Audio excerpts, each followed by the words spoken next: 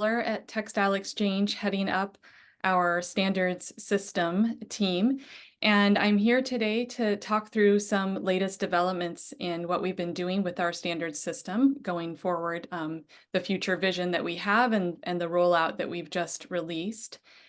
And if we go to the next slide, I want to let you know that everybody is muted, but we do want to take in questions. There will be a lot of content, and we're really interested to hear from you where you're having some questions that you would like to raise to us. A lot of those we'll be able to answer as the webinar is progressing. So please keep your questions coming in.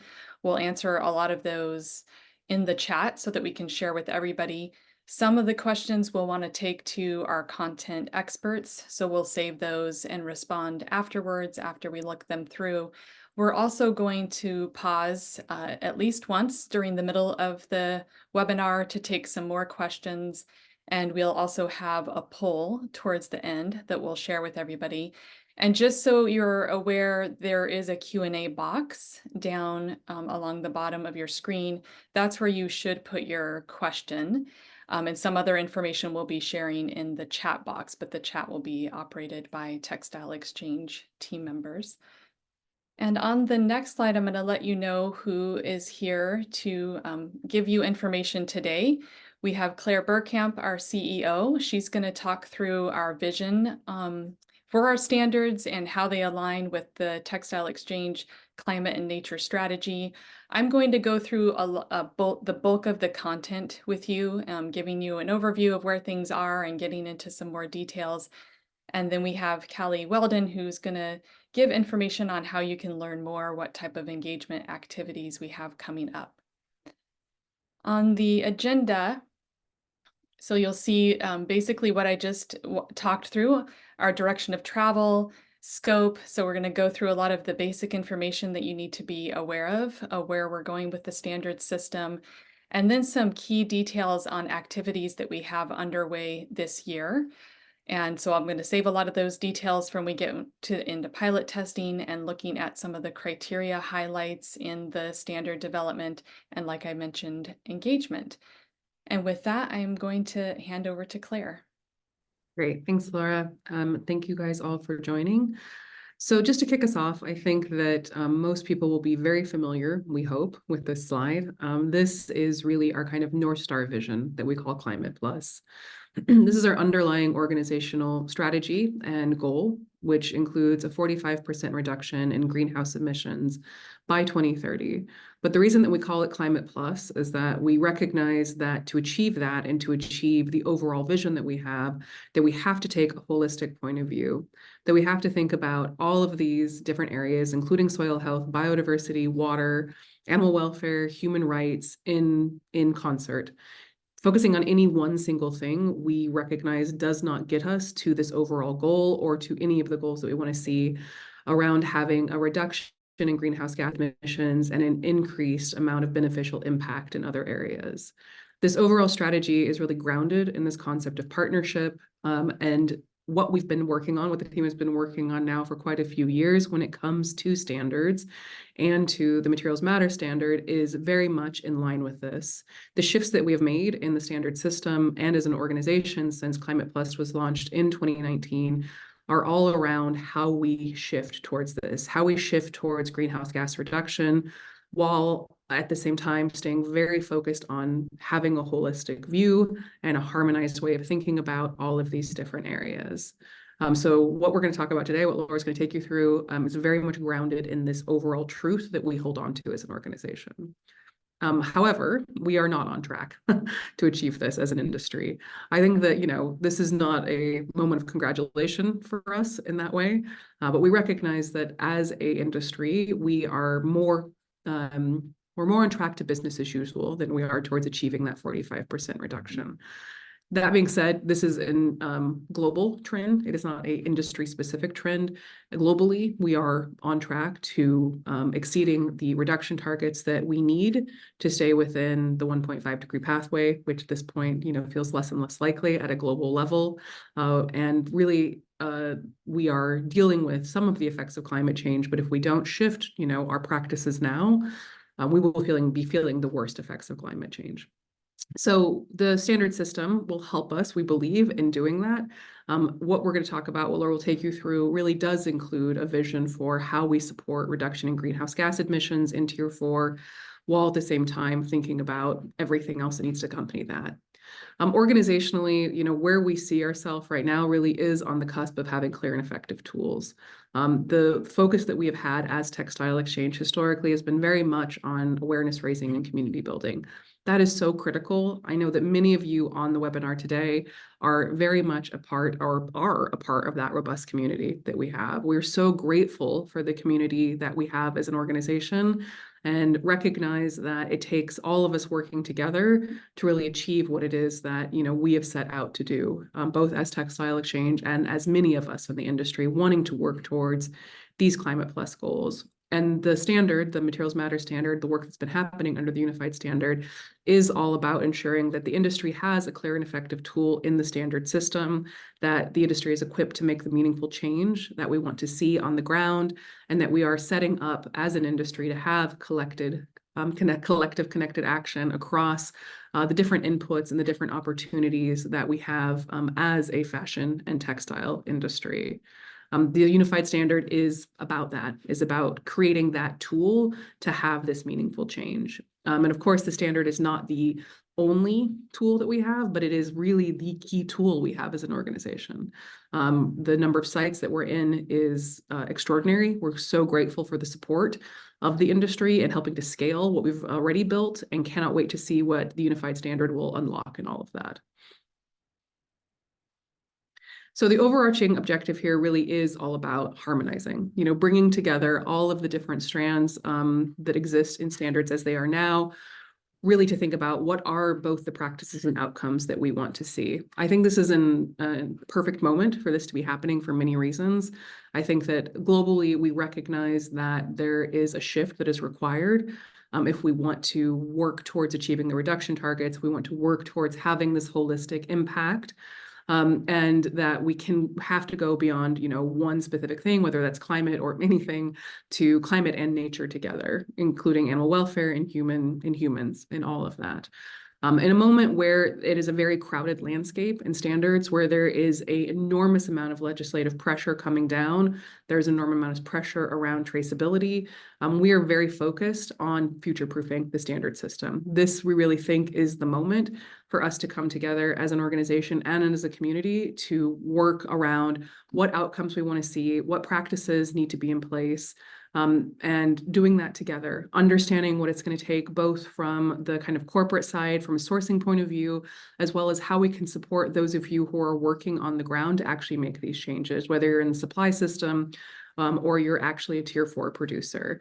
So that at the end of the day, we have claims and labeling that are aligned with the emerging regulation, that sustainability claims can be made in a robust way, that we're scaling traceability, and that we're ensuring that the standards really are set up to be effective, and that they perform both, on paper in our criteria development, but just as much in the real world, which I know is very much what we're going to be talking about today with the pilots. So Laura, what else would you like to add here? And I'm happy to hand over to you. But again, thank you everyone for joining the webinar. We're very excited about this moment in time. It's been many years of work in the background by the team, and incredible work to get us here. So yeah, over to you, Laura.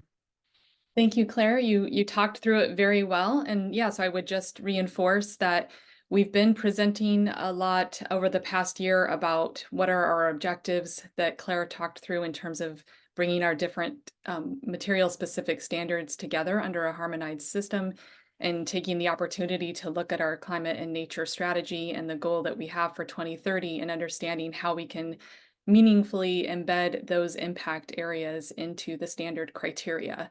So that's been really the basis for where we're going with the new standard system. But it's equally as important, as Claire talked through, the future proofing of our standard system. Standards in sustainability areas have been in existence for about 30 years. So 20 to 30 years in our history, and they've set a great foundation of how we can work across the industry, across different sectors. And we're at this moment in time that we need to be looking at what is the evolution of standards going forward, focusing on the outcomes and impacts that we want to see on the ground, paying attention to where government and legislation is going, and making sure that our claims and labeling are clear to consumers and their buying power. So that's wrapping it up in a nutshell. Thank you very much, Claire. And if we go next, I'm gonna, well, on the next slide, actually, the big news, because now you've heard it, maybe you've seen it, we did release the pilot version of what we've been calling the Unified Standard last week. And so with the release, we decided this was the time to roll out the new name for the standard and our standard system, and that is Materials Matter. So you probably have seen it coming through in the slides already, coming through in the language that we've been using. But this is the moment that we decided this is where we'll bring forward start rolling out the new branding elements, starting with the name. And we have a logo that we've been reviewing and taking to different groups to get input, and we're going to be releasing the logo and the rest of the branding elements during our conference in October later this year. So with that, be aware that on our website, we do have the current version of the Materials Matter standard that is posted, and you can see screenshots here. What we've done is we've taken the full standard that covers criteria across all of the different materials that we're working in. We have that full standard available. And then we also, what you see on the right side of the screen, we've created tailored versions of that standard for specific materials. So we've extracted criteria that are applicable to different materials and have made those versions available as well. We have also provided summary papers. So if you had seen last year, we went through 2 draft consultations. With both of those drafts that we released, we also provided summary papers to help people walk through the content of the standard, understand where criteria are going. We highlighted specific changes that people needed to be aware of. We're doing the same with this pilot version of the standard. So you can also see, it's probably not very clear right now, but when you go to the website, you'll see links to those different summary papers to help you navigate. And now I'm going to walk you through the scope of the standard. If you participated in the draft consultations last year, this will be a reinforcement of information that you've seen previously, but it is really important to remind everybody that the Materials Matter standard, what was previously referred to as the Unified Standard, is our Tier 4 standard for raw material farming and production and the very first stages of processing that raw material. And then the certified material coming out of Tier 4 is supported with our content claim standard for the rest of the supply chain. And so that's the chain of custody requirements for how that certified material is tracked and handled through the rest of the supply chain to the final product. So this is what our standards future state looks like, having the impact areas covered in the Materials Matter standard, and then having that material supported in the supply chain with the content claim standard. The scope of the standard, so at the Tier 4 raw material and first processing level, that's where we have developed the criteria that focus on our climate and nature strategy. I should mention, a lot of the criteria are there from before and have been adapted from the current standards that we have today with that climate and nature lens. We've also introduced new criteria, but it's covering these main impact areas where we want to be looking at the desired long-term impacts, driving and measuring outcomes. And then for the materials included in the standard, you can see those on the right side of the screen. So essentially, all of the materials that are covered directly in the criteria are the same materials that we have today in our current suite of standards. And then you can see that some of these have asterisks. Those are ones that in the beginning of the development of the standard, when we were looking at our Climate Plus goal and where we want to go, we identified that there are other materials at that raw material level that we want to apply the same thinking and logic in our impact areas. But we also understand that there are other organizations working in that space that have already developed standards that may be in alignment on climate and nature. So the ones that have asterisks are ones that we're looking at forming partnerships with other organizations to work together at that tier 4 level.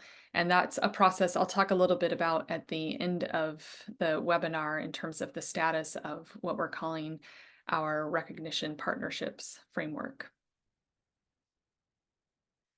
The timeline that we have today, so I've started this timeline at the beginning of this year.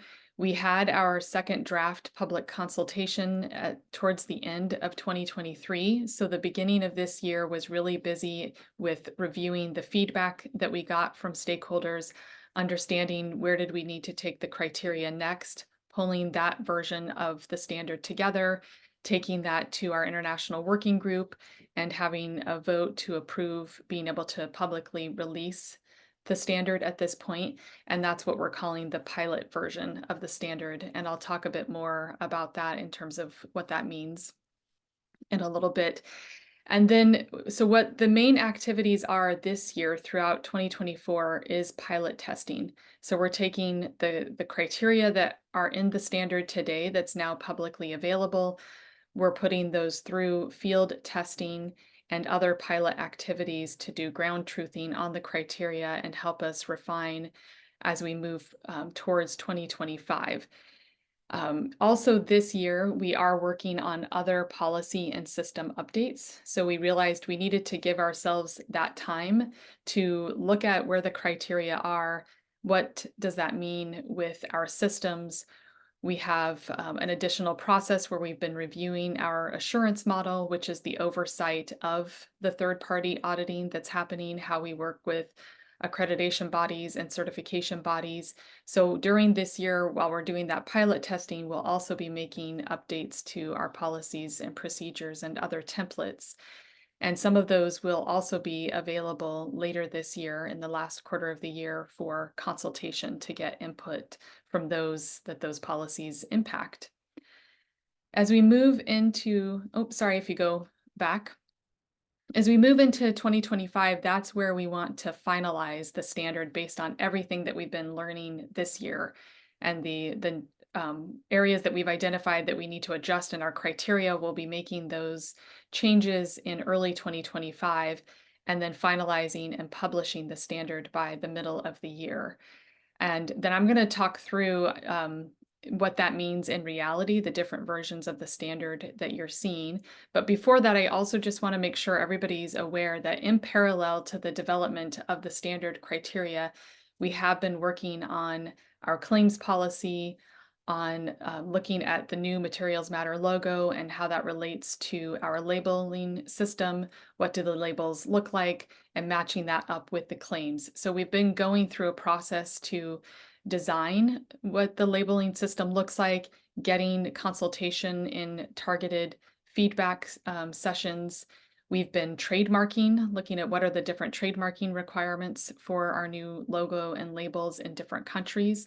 We've been reviewing policy development in terms of acceptable claims going forward. So there's been a lot of this work happening behind the scenes. And towards the end of this year, that's when we'll be putting out the draft claims policy for public consultation to get input on that. Also, when we roll out the Materials Matter logo with our conference, that's when people will start to see what the new label will look like to match the standard in the future. And then our timelines sync up in terms of having the claims policy finalized at the same time as the standard. And in the next slide, this is where I just want to be extra clear about the versions of the standard that you're seeing. So earlier this year, we did have approval with the International Working Group on the pilot version of the standard. Essentially, that was approval of where the criteria are at the start of this year. We have been using that standard as we've gone into the pilot testing planning and some of that field testing that's been happening that I'll talk about later. Right now, where we are, of course, is June. This is the publication, the public release of the pilot version of the standard that we have available. Then in October, the main change that will happen will just be putting the branding, the new logo and the other branding elements on that standard. And that will be done as we move into the conference in October. So those are the three versions that you see on the left side of the screen. The actual criteria have not been changing with these different versions. Then we talked about in the first part of 2025, finalizing the criteria, since we have a lot of policies that depend on the final language that we're using in the criteria. And then by the middle of the year, doing that publication. So providing the final version of the standard out to the public.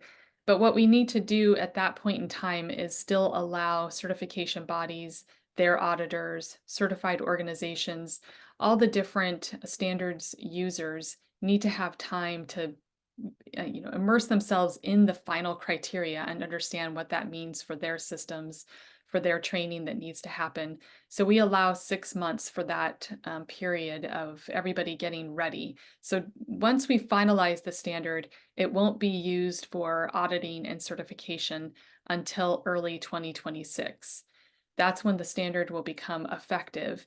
And there will be a period of time when it's effective that it's voluntary. So we won't require that certificates switch over to the standard at that point, but allow companies to request to be audited against the standard. Then it will become mandatory in the middle of 2026.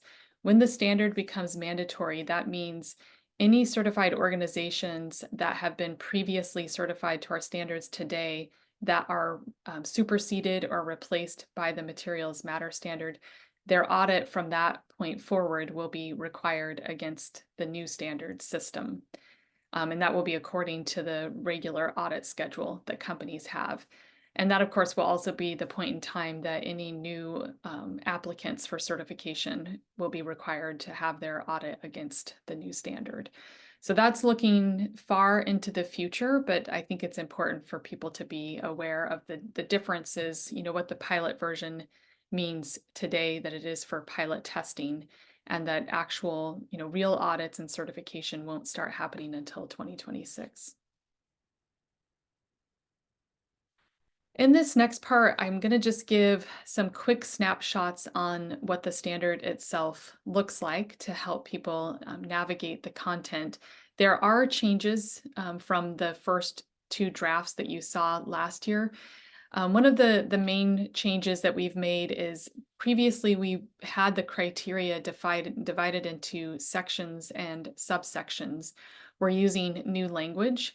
So the primary areas that we've divided the criteria are now called principles. So for example, there's the principle on animal welfare, human rights and livelihoods is another principle, chain of custody is a principle. And then the subsections within those principles are referred to as themes.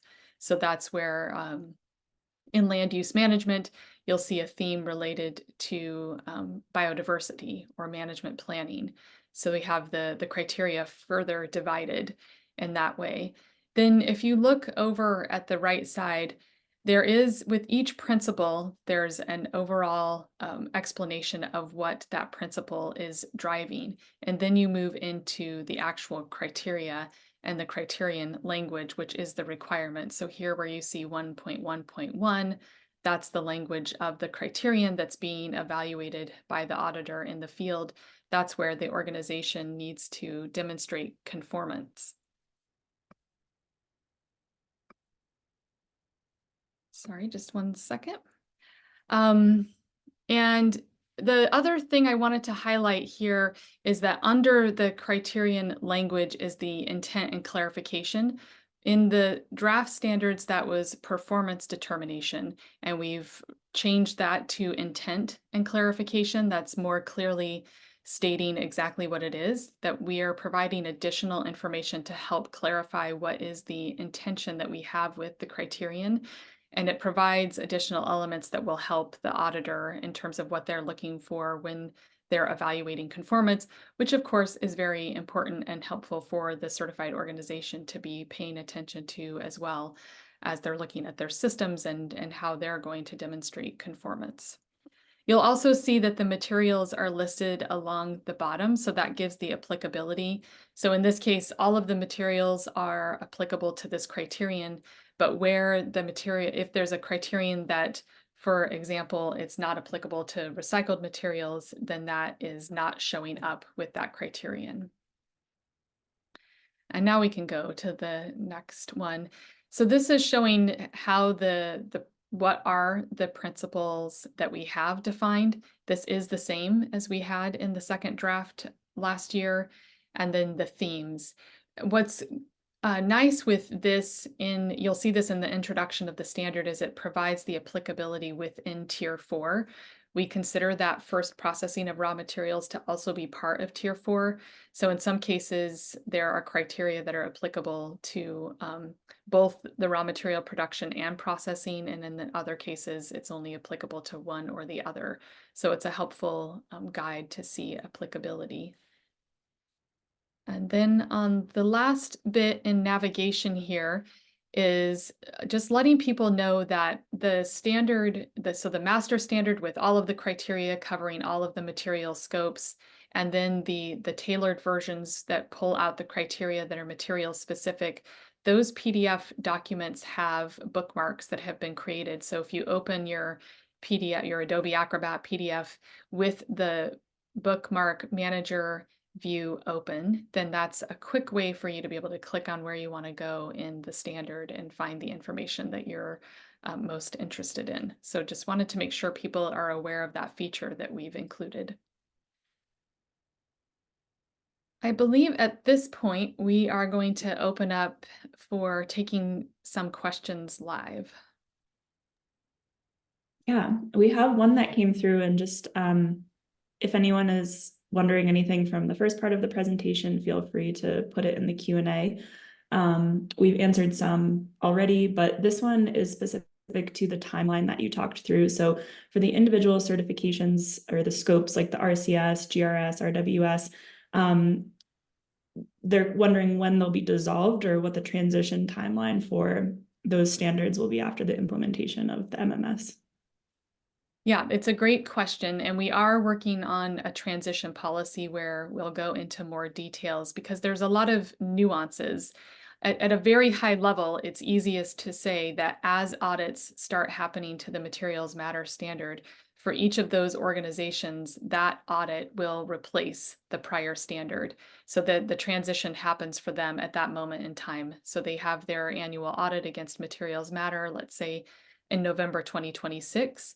Then they're no longer required to be in conformance with the prior standard if it was the GRS or the RWS, for example. But there is going to be this period of time because if the materials matter standard becomes mandatory in July 2026, there will be a full year that annual audits will be taking place where there will be a blend of some organizations are still certified to the prior standards and then moving over to the new standard as they have their audit. And then as we move into the future, of course, within the supply chain, there will still be, for example, RWS certified material that's going through the supply chain as materials matter starts to go through the supply chain as well. So there is going to be a long stretch of time where we have the different certified materials in coexistence. And that's part of why pulling together the transition policy is a bit more complex. And we want to make sure we're getting the details as clear as possible for people. Great. And then we do have a few that will be addressed later in the presentation that I'll ask then, but we have a follow-up to that. So if the materials matter standard is mandatory in July 2026, does that mean certification bodies will be up to date on the training for the implementation at that time as well? Yes, and that's why we're allowing this long stretch of time. First of all, right now, releasing the pilot version of the standard gives insight to the certification bodies and all of the different stakeholders participating in standards. It gives them a view on where the criteria are and where they're going. We don't expect really major changes in terms of like to the structure and the criteria themes that we have. There will definitely be modifications to individual criteria based on the results of the pilot testing and other systems updates. But it is important for people to know that that's part of the reason for having this public release right now, is helping bring different companies and participants along in the process. But then when we finalize and publish the standard in mid 2025, that's where it really kicks into gear for certification bodies to make sure that they're getting their systems updated accordingly and training their auditors. And we allow 6 months for that to transpire.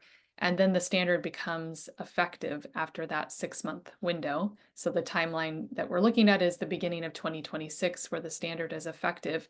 But even at that point, it's still not mandatory. So there will be potentially some certification bodies that are not 100% ready.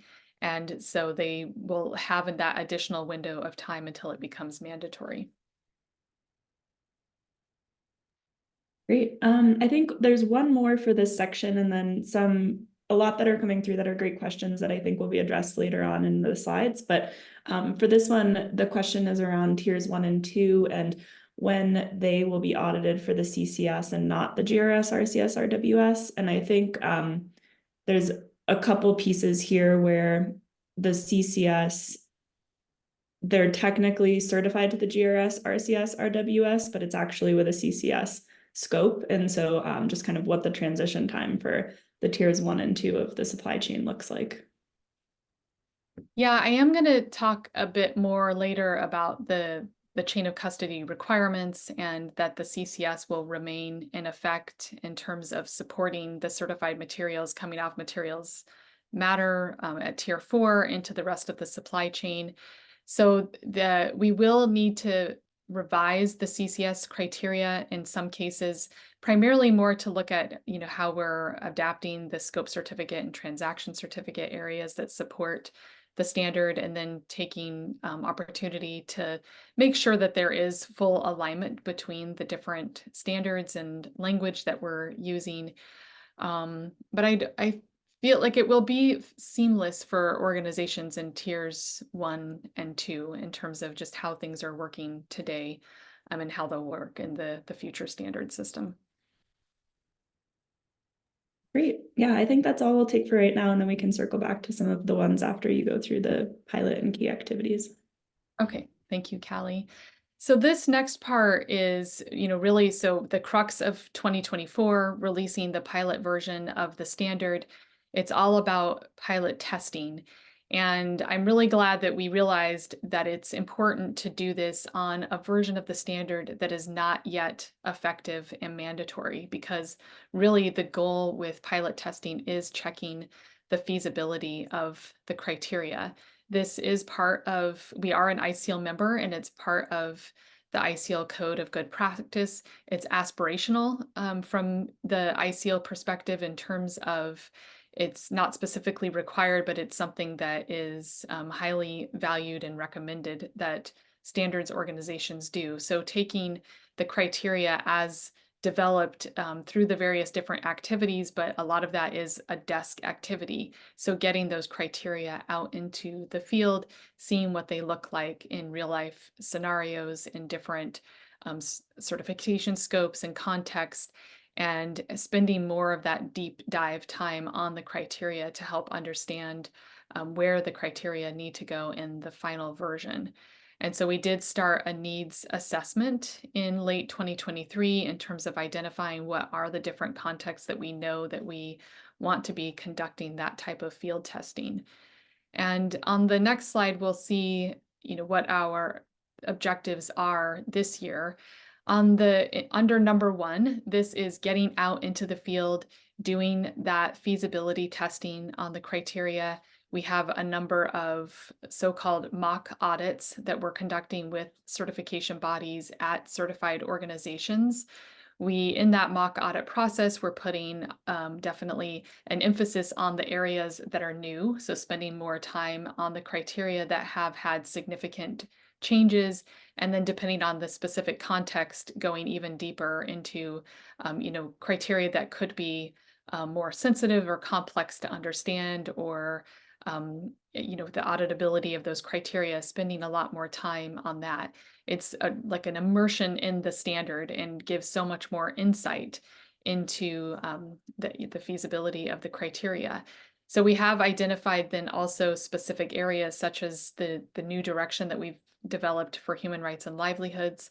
That's a big area of focus in a lot of the pilots. For example, in recycled materials, we've gotten a lot of feedback on byproducts that need to be reused in the system that have not been accepted as a reclaimed input. So we're looking at new criteria that we've developed around that type of input in a recycling process. So those are just two examples where we're taking a deeper dive in specific context. Then we're also looking at the cost benefit analysis of the criteria. What is the level of effort that's required during an audit? What is the type of expertise required of the auditor? Those are important things to understand as well in terms of the feasibility of a whole standard system. Then under the number 2 side, there's other aspects of systems that support a standard that we also need to test. Some of this will come through during the field pilot testing that's happening already now through into September. Some of these are areas that we'll do in other types of pilots later in the year as well. So looking at the monitoring, evaluation, and learning indicators that we want to collect and measure and the tools for that. Looking at the audit checklist, for example. So what is the auditor taking in the field and filling out for findings and nonconformities? Looking at data ingestion. So what is the data that we want to make sure that we're collecting in these templates, and the kind of the feasibility of connecting those templates to our track it and shared measurement system. So that's the bulk of what we're looking at achieving with pilot testing this year. And then in the next 2 slides, I'm going to talk about the context that we've identified for piloting. And the caveat here, I just want to make sure that people are aware, is these are all of the pilot areas, the countries, regions, materials that we've identified. All of these have been in some discussion to an extent, but not all are confirmed. So just be aware that some of these may change. So if we're not able to confirm a particular pilot context somewhere, then we may shift that to a different region or a different material. But you can see for animal materials, where in the world we intend to get out into the field and work with both certification bodies and certified organizations on the ground. And then in the next slide, it's focused on recycled materials and man-made cellulosics. This is where we have already had 2 pilot tests that have happened. Both had to do with recycling processes, so recycled wool in Italy and recycled cotton and other materials in Turkey. And you can see also where we have additional pilots that we are planning. So that's a helpful visual to see where we're planning to be over the next few months.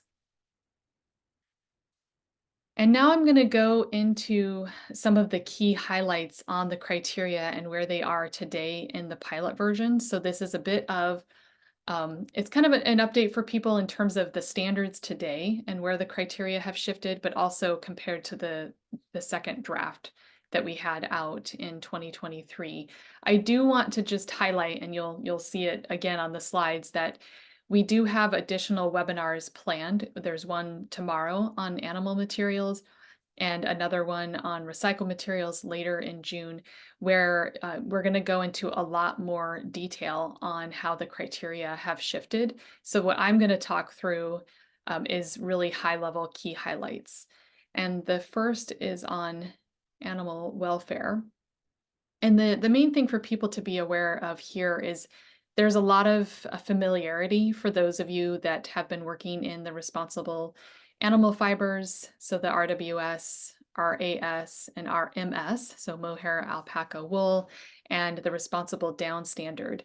A lot of those criteria have come over, and the modifications that have been made are where we've shifted our focus on recognition of the 5 domains that places a focus on positive experiences of the animal rather than avoiding negative experiences. So we've looked at the criteria of how can we shift with that mindset on the 5 domains.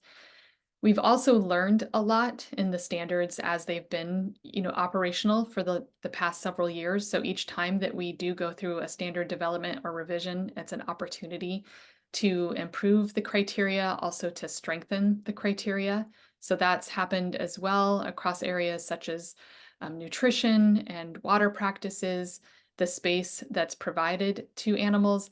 A lot of those criteria also are looking at specific animals within a farming context. So not just broadly looking at all of the animals, but if it's a pregnant ewe, for example, and thinking about, what are how those criteria need to adapt to those specific situations.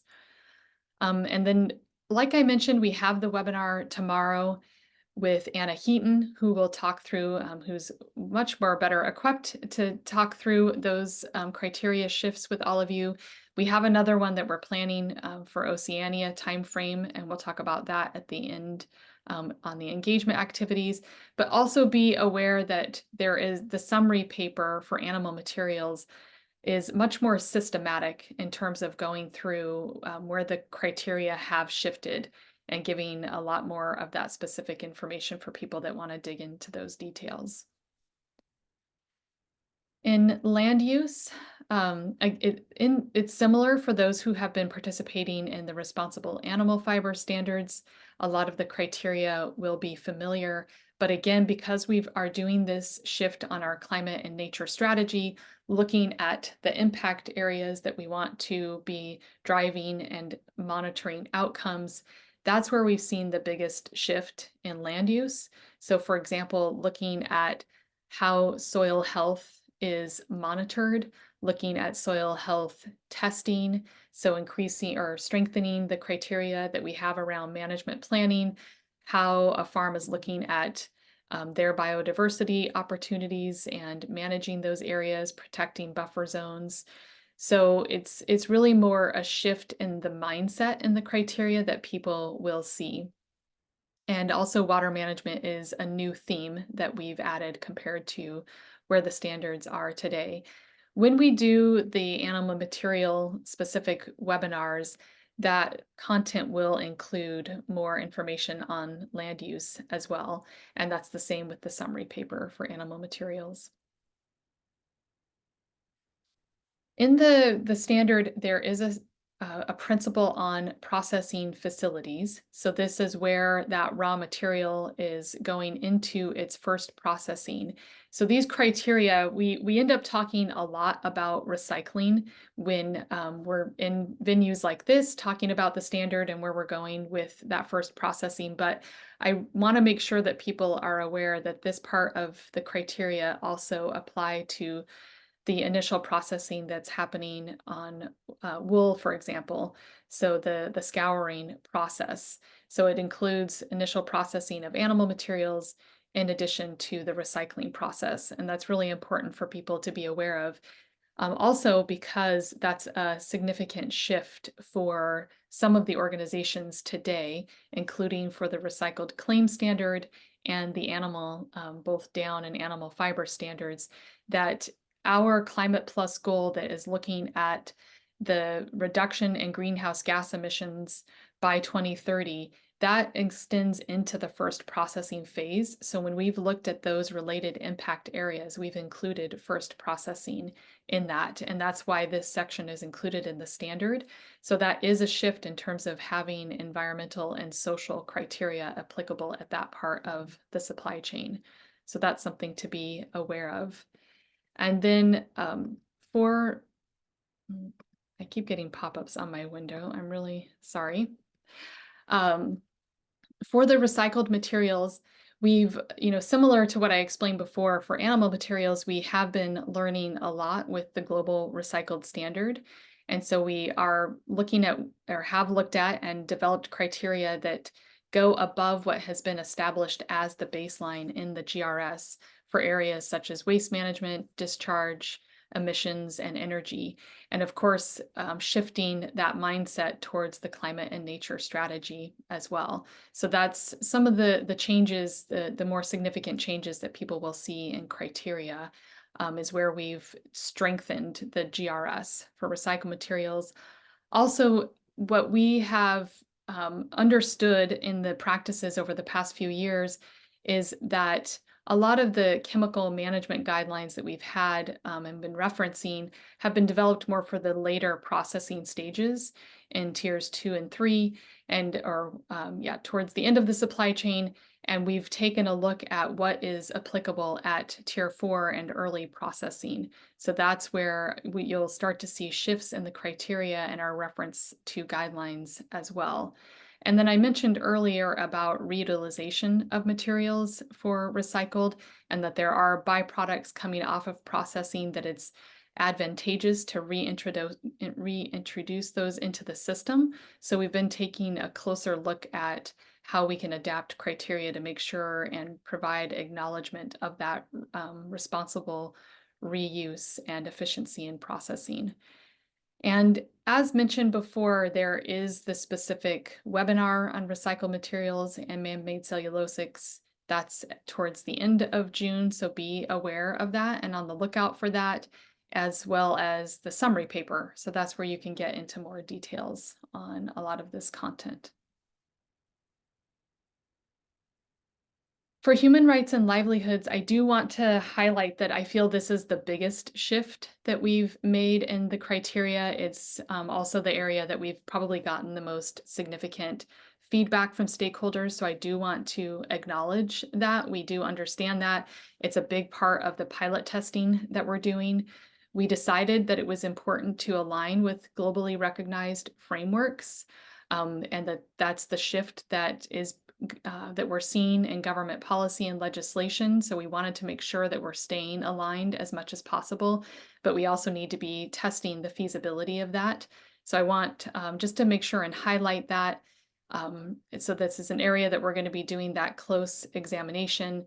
It's really moving beyond looking at what we've been calling social criteria that focus on the treatment of workers and labor rights, but going more broadly from those kind of health and safety areas to the broader community, and making sure that there's worker voice rights and things like that.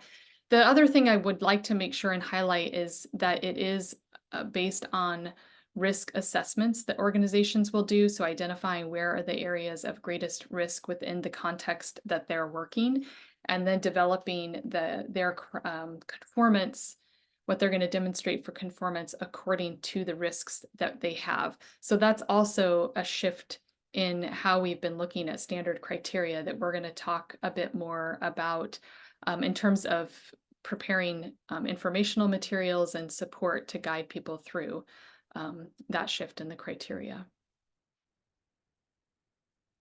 Then for chain of custody, it is a fundamental part of the certified raw material leaving its initial stage, so leaving the farm and production area and going into processing. There are chain of custody requirements that need to be in place for how that material is handled, for the setting that initial input volume, making sales. There are organizations at that part of the supply chain that are making claims and using the logo. So we do have those type of chain of custody criteria and a principle in the standard. But it's important to just make sure what we've talked about already is the content claim standard. That is our chain of custody standard that's in place for tracking and handling of certified materials. That will continue to support the materials matter standard in the future, and that will be also evaluated for those first processors. So typically a first processing site is taking in not only certified materials, but also non-certified, and that's where we need to have the additional criteria from the CCS included. And that's how it is working today as well. And like I had mentioned before, based on one of the questions that came in, we are planning a revision to the CCS that will kick off this year. So we'll be sharing more information about that. It will start with a request for feedback on how the CCS is working today. That's how we start all of our standard revisions. and then we'll move into the more formal stages of that within a working group in place and revising the criteria and doing public consultation. And the other thing I want to, because I'm aware of time, but on chain of custody, I want to just make sure that people are aware. We do get questions about this, so I want to highlight that in tiers 1 through 3, another significant shift in the future standard system relates to the global recycled standard, the GRS, where we include today social and environmental related criteria and modules. Because we're shifting those type of impact areas to be at tier 4 as our primary area of focus and prioritization of evaluating those type of requirements, those are not going to be part of tiers 1 through 3. So it will be the CCS that's evaluated in tiers 1 through 3 without additional modules that are part of our standard system. But we are looking at ways that we can bring in other verification data for sites that are participating with other systems that are looking at human rights in the supply chain or looking at chemical management in the supply chain. So looking at a way that we can still capture that information and data to have a complete picture for the certified materials.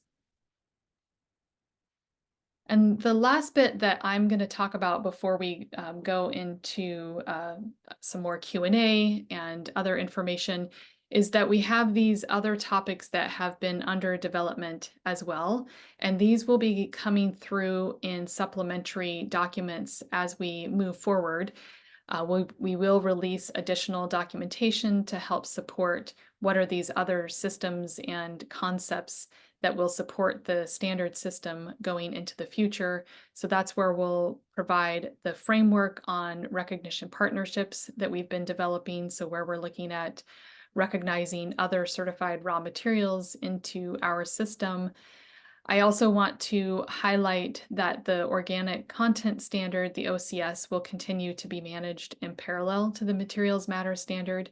It is due for a revision in 2025. We at least need to open up that revision by then, and we're looking at the time frame for when best should we start the OCS revision.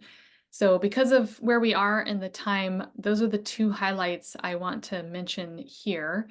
And then I think we should move to Q&A, or actually we're going to move to a poll that we want to hear from all of you participating today, where you're coming from, so what part of the world you're calling in from and representing, your place in the supply chain or interest in the supply chain. So we'll have a couple of these polls pop up for just about 20 seconds each, and then we'll share the results with you.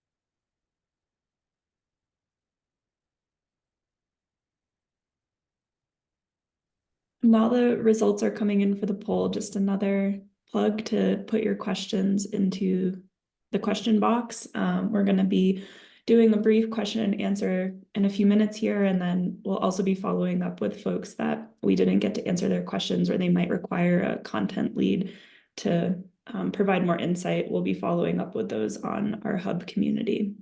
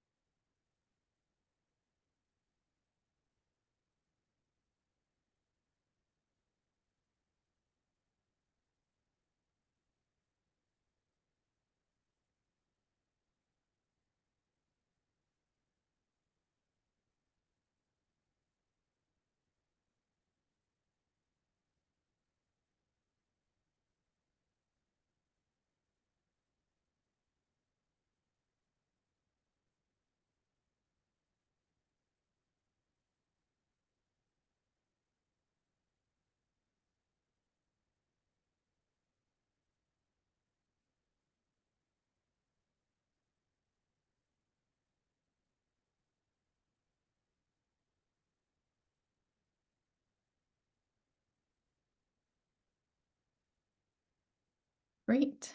Thank you for running through those and for everybody responding. It is great to see where different participants are in our stakeholder groups.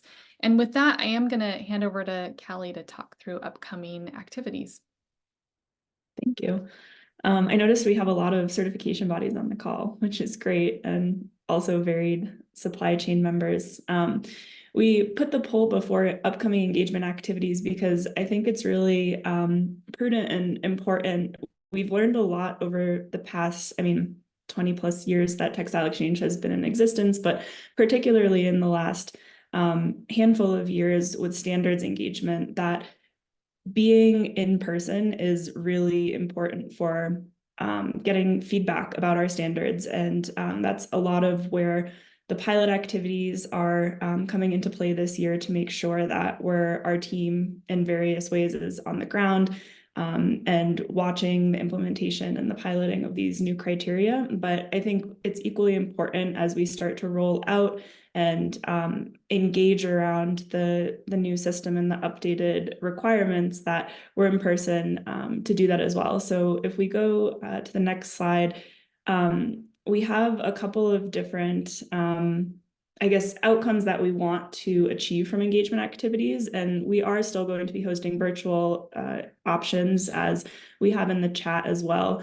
But we have a very specific way that we collect feedback. Typically for standards, Laura mentioned the International Working Group. We also have a form on our website that's always available. We do rounds of public consultation that we'll post virtually, but being in a remote virtual environment, there's not always room for conversation within those comments. And so a huge effort as part of this standard rollout is to essentially have an ongoing conversation about the standard as we continue to update and make changes and work towards that published version in July of next year. We really want to make sure that we're having dynamic discussions with those who will be implementing the standard and receiving certified material from the updated Materials Matter certification. And we don't just want to roll out the standard and say, it's online, everybody go forth and implement it. So we're going to be hosting a varied amount of spaces to enable this peer-to-peer learning, have in-person opportunities to engage in these complex issues that really are that they're very complex, and it is important that we're having these dynamic discussions in person as well. And then also just to create a safe environment, we really truly want to hear what you have to say about where we're headed with this new standard system, and want to create environments where people feel comfortable sharing their thoughts on it. So if we go to the next slide, I'll just talk through briefly some of the activities we have planned. You have the links to the upcoming webinars that are coming in June this month. And then we'll also be in person for pilot workshops this summer in August and September. So we'll be going to Peru, Australia, South Africa, New Zealand, and Italy. And we'll be announcing these dates soon, but we would love for you to come and join us and tell us what you think, and provide your feedback and your opinion on where the direction of the standard is headed. In some of these individual webinars, we'll be talking through more about how you can sign up, but then also we'll be sending emails out to certified organizations in the coming weeks with dates and locations for these workshops. I know we are almost at time, so that will be it from me.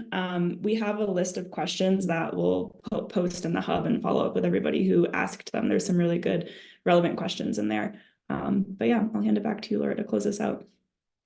Yeah, I see some really good questions, and some of them relate to information that we didn't get through or get to because of just the time to get through a lot of content. So definitely look out for how we share this information afterwards and the Q&A, because I do want to make sure we respond and that everybody benefits from seeing those responses. But otherwise, I'm really happy that we could talk through the release of the pilot version and the new Materials Matter name and the activities we have underway this year. Thank you for listening, everyone. Take care.